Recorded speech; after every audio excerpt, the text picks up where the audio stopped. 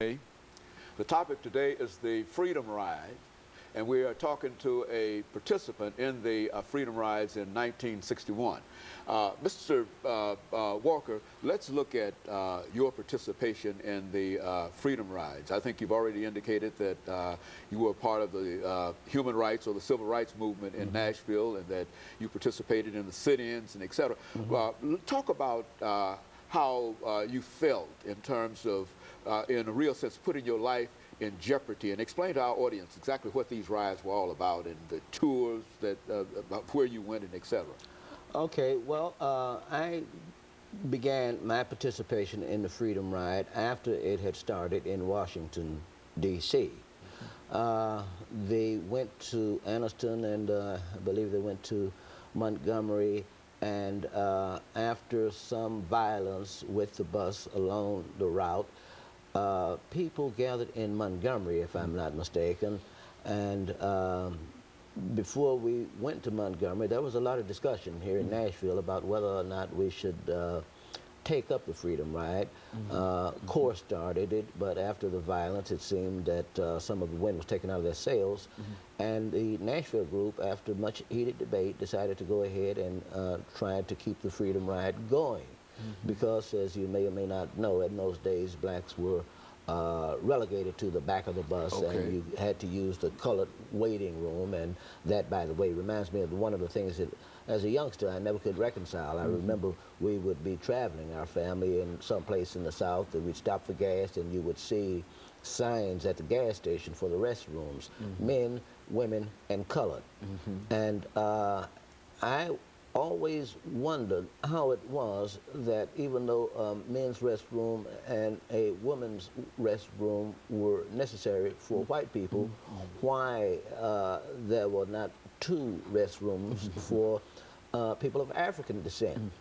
But it was only later that I realized this was a part of the whole dehumanizing aspect of segregation. But the point is that you're asking me is about the Freedom Rides. Yeah, okay, so it was tough for black people to travel interstate commerce in the South. And so, as we know, the Freedom Rides were a test of the ICC regulation that prohibited segregation on interstate carriers. So after the violence, we decided we'd go ahead, we'd go to Montgomery, and we'd try to ride the bus from Montgomery to Jackson. There were those of us who had had some experience with this type of thing, with the sit-in movements here in Nashville. And so we knew it was a risky business, and there were some people who actually made out wills and so forth.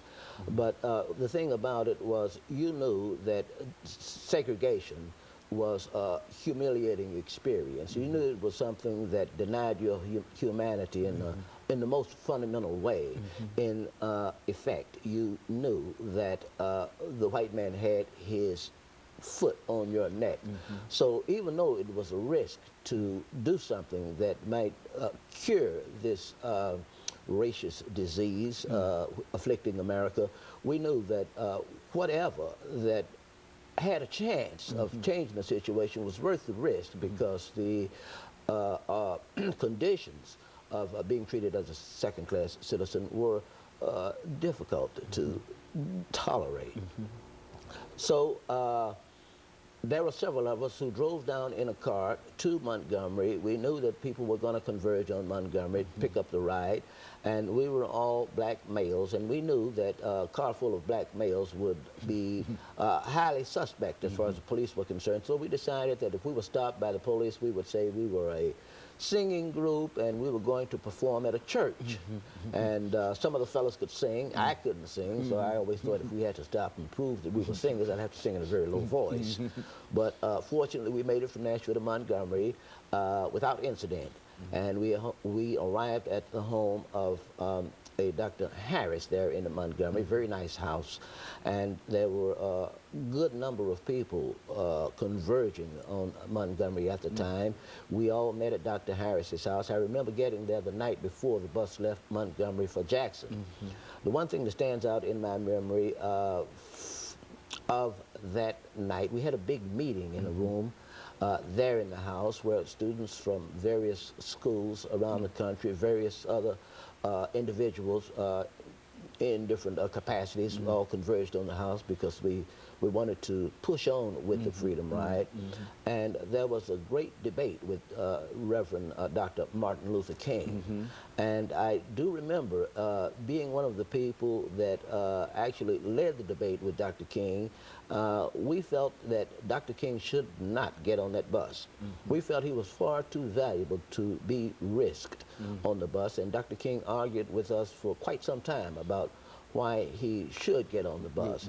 But the feeling was so strong that we valued Dr. King so much as the star of the movement, as our major spokesman. We told him that the general stays behind while the troops go to the front line, and we didn't want to risk him on the bus. So after several hours of argument, he finally relented and agreed with us that he would not get on the bus. And I just want to make this very clear because in a book which came out in 1998, David Halberstam, in the book The Children, gives an opposite account. And I just would like to clarify this for the record. As a participant, a person who was there, eyewitness. I argued personally with Dr. King that we didn't want him on the bus. We didn't want to risk him. And I do not feel that David Halberstam has done a good. I feel David Halberstam has done the movement a disservice with this misrepresentation of the facts. If you read some of the literary criticism of some of his works, you know he's got more than half a dozen books, been on the New York Times bestseller list. Numerous critics accuse him of being footloose and fancy with the facts. Even some of them say he invents what he doesn't know. So I feel that this particular instance in The Children, along with several other instances in this same book, without factual foundation. The ride to Jackson from Montgomery was memorable. We boarded the bus in Montgomery without incident, and we rode, I remember going across the state line from Alabama to Mississippi, and if I'm not mistaken, the first town there was Meridian, Mississippi. And being the curious sort of fellow I was, I walked to the front of the bus and looked at the speedometer. The bus was doing 95 miles an hour. Okay, and let's stop right here for this commercial break. Mr. Walker, we'll come back and pick up at this particular point, and we'll be back with our audience following this very, very short commercial break.